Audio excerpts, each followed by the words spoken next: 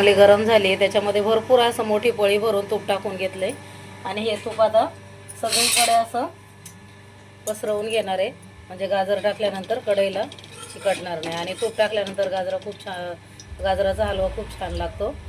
तर आता इथे तूप आपलं वितळ आहे, त्याच्यामध्ये हे गाजर टाकून घेणार आहे.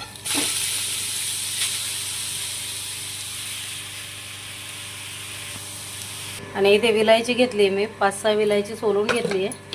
त्याच्यामध्ये इथे 1 चमचा साखर टाकणार आहे, म्हणजे ही विलायची बारीक व्हायला मदत होईल. आणि याला आता चांगली बारीक करून घेते मी. इथे बघू शकता छान अशी बारीक पावडर करून घेतली विलायचीची. त्याच्यामध्ये टाकून घेतली विलायची मी. इथे आता चांगले मी गाजर परतवून घेतले. ते लगेच दूध नाही टाकत आहे मी, कोणी कोणी लगेच दूध टाकतं, मध्ये जरा कच्चं राहतं. तर इथे आता चांगले खाली बसत चालले ते हे गाजर किसलेले मस्त शिजत आहेत आपले. भरपूर प्रमाणात होते, कमी झाले ते.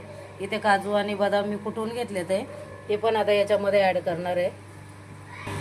आता याच्यामध्ये हा 1 कप दूध घेतलंय मी, दूध ॲड करते याच्यात. ज्या कपाने दूध घेतलं होतं त्याच कप आता 2 कप साखर टाकणार आहे.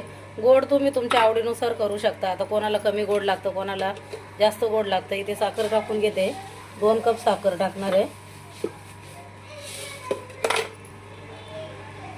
दूध आणि साखरेचं छान पाणी झाले आता. तर याला चांगलं आता ह्याच पाण्यामध्ये शिजून द्यायचं पूर्ण सुका होईपर्यंत. आणि त्याच्यामध्ये हे ड्रायफ्रूट नंतर टाकणार आहे, काजू बदाम. आणि आता हे चांगलं शिजवून घेते स्लो गॅसवरती 10 मिनटं तरी.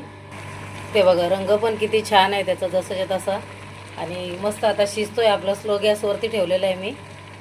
इथे आता मी त्याच्यावरती हे ड्रायफ्रूट टाकून घेणार आहे, हे पावडर केलेले.